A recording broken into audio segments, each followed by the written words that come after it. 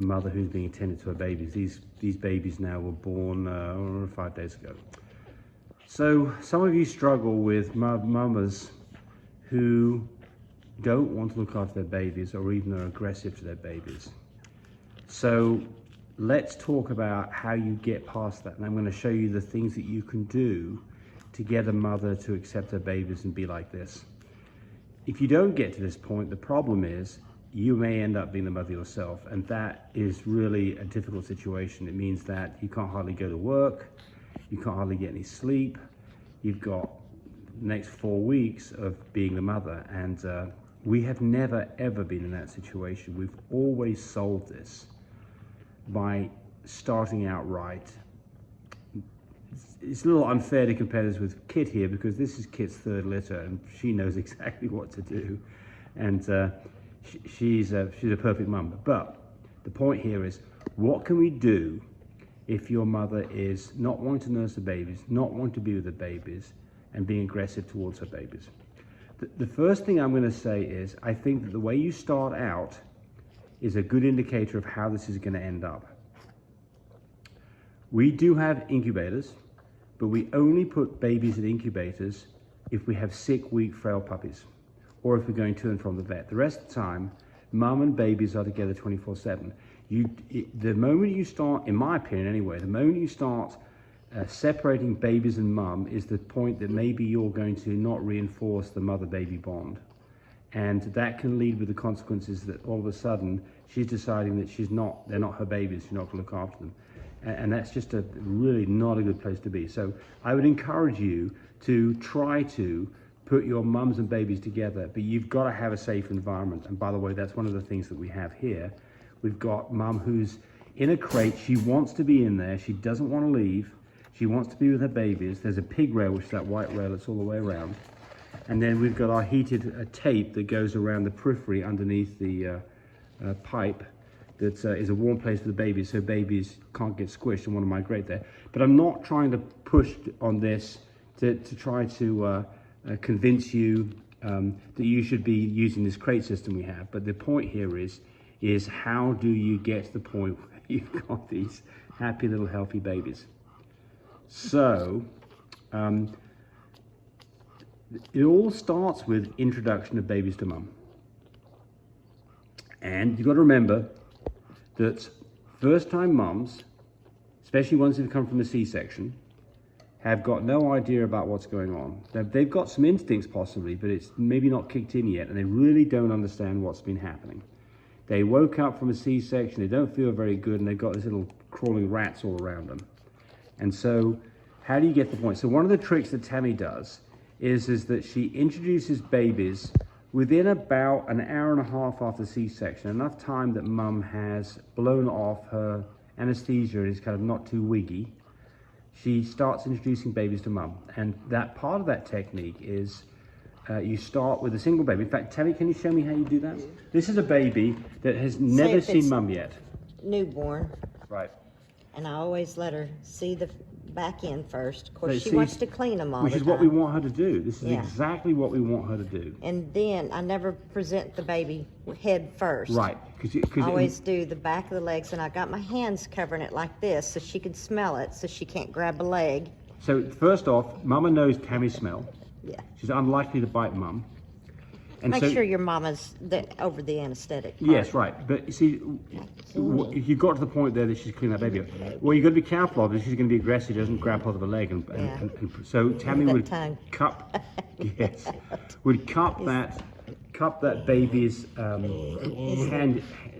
back end up in her hand so that the mum cannot bite on a baby's leg.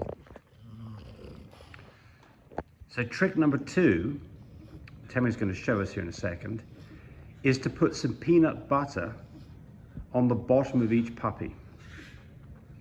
Mum will like the peanut butter and she will lick that off, and when she's doing that, the puppy will probably pee and poop, and that will get mixed in with the peanut butter, and she'll lick it off and not realize what's going to tricked her basically. And but you got her into this idea about that she should be cleaning her babies up. So that's what Tammy's going to do next. She's getting some peanut butter. Okay, so here we go. Show us the peanut butter. Okay, there's the peanut butter on the spoon. Just a little bit like that. Right. Oh. Now she goes, she goes, Yeah. She's already, okay, so what Tammy does, show us in detail. Show us the back end as you do it. Okay, here goes. You could even introduce a little bit of it to Mama before. Yes, but it looks like crap. It looks like a little puppy see turd. there, There it is. on there. Look at that. I mean, it's just a okay, there we go. Oh, she goes, wait a minute. Now she's like, oh, maybe she doesn't like peanut butter. She's going to come around. But the point here is that I would think the most...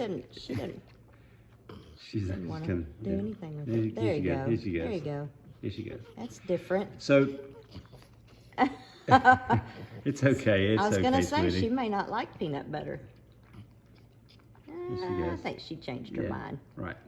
But There you go. that's what you want to happen, is exactly what's happening there. You want her to... Now, I didn't talk about the environment. Let's talk about that for a moment. Look, quiet room with people that she knows.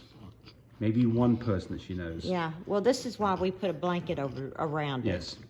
To cover it up in case she gets uncomfortable with somebody being in here. Yes. Or another animal in here. Yes. You know, if you have a cat. Get it out. Yeah, get it So out. you come home from a C-section, all the neighborhood kids want to see the babies. Oh, yeah. No. Yeah. They can see the babies Well, when mum's doing good. I don't even like other adults coming in here other than my family, because I know where they've been, to come in here to see the babies. Kid here, if anybody comes in the house, she knows who it is before she's ever seen them. And if it's somebody... Yeah, I don't know how she does it, but she will she'll let out a bark if it's somebody... Yeah, if she'll let out a bark if it's somebody who is not supposed to be in here. So again, get the other dogs out, get the other cats out, get the kids out. Just you, the person who feeds her, the person that she knows is the person. When you first put her up in here, okay, yeah. When you first do it. Yeah. So give her the opportunity to not get confused about what's going on and not get worried. So, but there you go. That's the first part of the whole thing. Is you want to get to this stage as quick as you can. If you start separating babies and mum, it's going to be hard to make this happen. It doesn't say that a lot of people do it that way, and they do it that way because they're worried about babies getting squished by mum. But I can tell you, in this environment here, Kit doesn't want to come out of here. When she's been outside to pee, she wants to get straight back in here with the babies. And this is fantastic because, you know, this is the way it's supposed to be. She's supposed to look after our babies. We just get to check the babies every now and then and check mum and give her some food and fresh water. Loving. Give her some loving. Give her some loving because she's doing a great job. Yes. Yeah. So when your dog does the right thing, lots of praise. Give her a treat. Let me say this too. Yep. Is when Mama's in here cleaning them all the time and rubbing her nose on the ground, flipping babies, whatever, this nose gets so dry. Yes. Good old Vaseline on top of that and just rub it in there. It's kind of like conditioning her little nose because she's cleaning babies and that just gets rough and dry right there. And I mean, to take your mama out. Every once in a while she'll have lint from the towel on her nose stuck on it. Right, so, exactly. Yeah. And to take mum out and give her a really good massage every now and then, you know, just... I still give her her vitamins, too. Yes, but I mean, you know, give her some special attention and tell her that she's doing a good job because she is doing a good job. She's doing a good job. Yeah, she is. Yes, sir is. Okay, so now let's talk about aggression. So you've got a dog that's being aggressive. So what are the reasons for the aggression? First one is that she hasn't blown off her anesthesia yet. I think you'll find it's unusual to find... They could be aggressive to you too, so don't ever, right after Mama Dog's through with her C-section and coming around, don't stick your face in that dog's face because she's coming out of anesthetic. She doesn't know what's going on. Yeah, if you see ears going back, and she's Kit's ears go back. I know, but what Tammy's saying is exactly right. Don't get bit. Just don't get bit on the face. You get bit on the hand by a French bulldog, it's not the end of the world. You get bit by a German Shepherd in the face, that can scar you for life. So just, you know... This is any dog that goes under anesthetic. You know, they don't know where they're at. Get confused. Who you are. Right.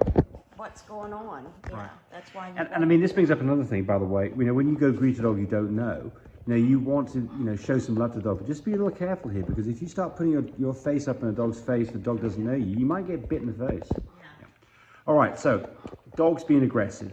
Well, first off, make sure the anesthesia is blown off. Number two, make sure it's an environment where it's quiet, there's not many people around, if only one person around. If you can't get past that point, you can always put a muzzle on mama. Problem is, how do you put a muzzle on a flat-faced Boston Terrier or Frenchie? You see her flat face there. How do you put a muzzle on her? Well, what you can do is you can go get a regular muzzle, get a plastic one, cut the end of the muzzle off, the part that protrudes over the muzzle of a regular dog, cut that off, go get some plastic zip ties, and zip tie a new crosshatch in the place of what you cut off, so that her nose is almost up against it and she can still get a tongue through there to lick a puppy. So you can do that, but you can also use a pantyhose. You take a pantyhose, cut the toe off, cut it off at about calf length, cut it part way down from the calf towards the heel, and then you can put that pantyhose over her head and tie it behind her ears. That's another way that you do. We've never muzzled a dog, so I'm just saying how I would fix this. I think, I'm thinking to myself, how would I fix this? But, you could fix this problem without, it's a Saturday night, you don't have a muzzle and the dog's being aggressive, go get yourself pantyhose. And if Walmart's is open, you could go do that. Within an hour, you could fabricate yourself something that would work as a muzzle. Okay, then the next thing is to get the dog outside of the crate onto a blanket in the living room floor, make her lay down on her side. If she won't lay down on her side, force her. Pull her legs out from underneath her, get her laid down, maybe it might take two people, put your arm over her neck, make her head lay down against the ground. Force her to do it. You remember, in the case of Kit here, it's a 17-pound dog. I weigh 190 pounds. I'm winning this battle. I'm going to make her stay on her side. I'm not letting her up. And I'm going to be stroking her and I'm going to say nice words, but I'm going to be firm about it. I'm going to make her stay on her side. And when I've got her wrestled down on her side and she's not kicking and causing a fit, I'll then start taking babies. And I'm going to put babies on teats and let those babies nurse as I hold her down. And I'm going to continue to hold her down until she stops thrashing around, stops moving. And if she stops moving, I'll take the pressure off her and I'll let her look around and see what's going on. But you've got to be firm about this. It doesn't mean that you've got to start beating up on your dog, but it means that you've got to win the battle, right? And so there we go.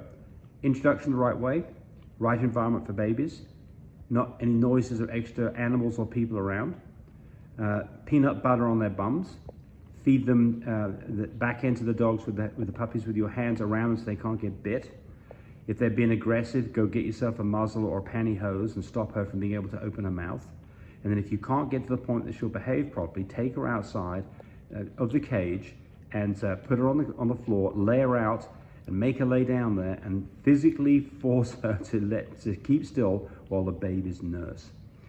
You've got about 48 hours to get this done. If you don't get this done in 48 hours, you're probably not going to get it done. So, for us, life is great. We're just going to close this up. I can leave this open. The kit's not even coming out. She just wants to be in there with the babies. And of course, I am going to close it up because I don't want her wandering off and I don't want other things happening. But, I don't think she would. No, I don't think she would either. She wouldn't either. I mean, unless we had one of the babies out, she would. Oh no, you start taking the babies out, she's coming out. Yeah. She's coming out. Whether it's one or all three. Yes. But, there's nothing like having a good mum. And I think that basically most dogs want to be good mums. It's built into them, it's baked into their DNA, and they'll do a good job. You just got to help them get past this confusion point and don't separate your babies and mums. Burp. Burp? Yeah. You burped? This is so, we're just going to tell a little bit about Kit here. She's a year hero. She's 4 years old. This is her third litter, probably her last litter. So she's going to be... Like 4.5 years old. Yes. Yeah. So when you spay a dog, you do not spay a dog during C-section. That'd be a bad move. She will get a spay done about 6 months' time, when she's all got completely over having these babies, and then she's going to be our house dog for the rest of her life. Mm-hmm. She's my dog. She's a very special dog to me. Aren't you, Kit? Yes. Yeah. Kit will be walking with me and James, and I want her to be put up somewhere or something, and she'll stop and look at James and go, "Do I have to?" Yeah. That look like looking up at Daddy, ignore me. We have a special bond. I don't know why we have a special bond, but Oh, we do. because you feed her all kinds of things that she's not supposed to have. You're silly. Could be some of And you it. let her get away with everything. Could be some of it, yes. Yes, him does. He never tells you no, does he? No. Yeah, her's a good girl. Okay, well, good luck with your dogs. And remember, this really is something that you can take care of. And if you don't tackle it the right way, you're going to end up being a mother, and it's not going to be any fun for you at all. So Tammy, have we ever had to be a mother for a dog? No, Not one time. no, Never happened. no. Not one time. No. In No. you know, 3 decades of doing this. So I promise you, this They're tech. wait and go when they're like what And I think that you know maybe there are some dogs out there that just shouldn't have babies. I haven't seen one yet personally, but maybe there are some out there. But I think that the majority of times that people have problems, they started out wrong and they didn't do the right things to help mum understand what's going on. And if they do that, they're going to get to this point where it's just an absolute pleasure and it's just so much fun, as opposed to being you've got to get up 3 times in the night to go nurse babies. So one other thing here about this, by the way, is if your mum doesn't have milk, this is a separate problem. So if your mum doesn't develop milk, typically dogs don't have very good milk for the first few hours after birth. But if they don't, if you separate mum and babies and don't let them suckle, it does not promote milk letdown. Milk letdown is helped out by nursing babies. But you can supplement that with a bottle, or if you have to and they can't nurse, tube feeding. And powdered goat's milk or whole goat's milk is the right thing to use. You don't use cow's milk. Some vets will say, oh, use our stuff, which is called Espilac. It's nothing more than goat's milk. Supposedly it's got some colostrum in it. I have my doubts as to whether there's any benefit in what they're claiming for the colostrum. Can't hurt. You can buy that at PetSmart, Pet Edge, Chewy, online. The vet's probably got it. That's fine too. We just use goat's milk. And, you know, the other thing about this is weigh your puppies every day. Make sure they're getting that ½ ounce. They'll lose ½ ounce the first 24 hours. After that, they will, look at her. After that, they'll stabilize and gain ½ ounce every day. And that'll give you an idea that things are going on fine. Tammy's tricking her to make her ears go up. Yeah, it is. What a pretty girl. She's gorgeous. She's a beautiful mama. She is. Yes, there She's gorgeous. is. She's a Yes, gorgeous- there is. She Well- just says well- a lot with her ears, just Yes. lovey-dovey. Yeah, what a sweet face. All right, well, there we go. Bye, everybody.